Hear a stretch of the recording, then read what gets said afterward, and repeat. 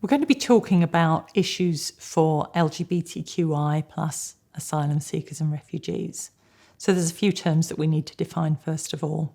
We use LGBTQI as a catch-all phrase for people who are claiming on the basis of their sexual orientation or gender identity. And those letters stand for lesbian, gay, bi, trans, queer, intersex, and then there's plus on the end to include everyone else. And then there's a question about what is a refugee and what is asylum.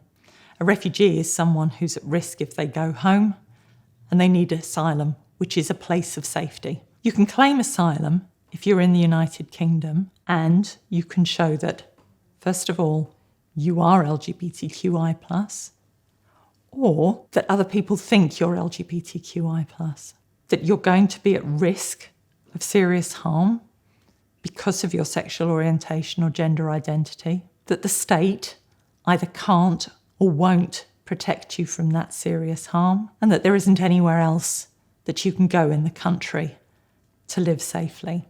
When we talk about harm, we mean serious harm. That can mean serious physical violence, could even mean death. It may mean an unfair, serious prosecution, being detained and arrested for your sexual orientation or gender identity. It can even mean really serious discrimination that stops you from being able to live your life at all. It's not about whether it's better to be LGBTQI+ in the UK than in your own country. Refugee status is about saying that there's a problem for you now if you go home. You may not have had a problem in the past. You may have concealed your sexual orientation or gender identity in the past.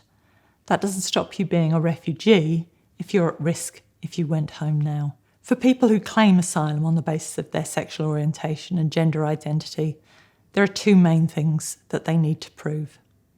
The first is that they are the sexual orientation or gender identity that they claim, or that they are going to be mistaken for being that sexual orientation or gender identity by other people.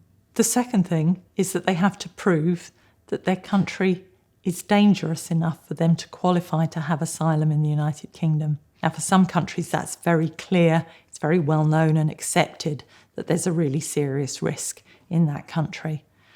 But for other countries, the problem may be more hidden or may affect different people in different ways. So it can be more difficult to prove in those cases.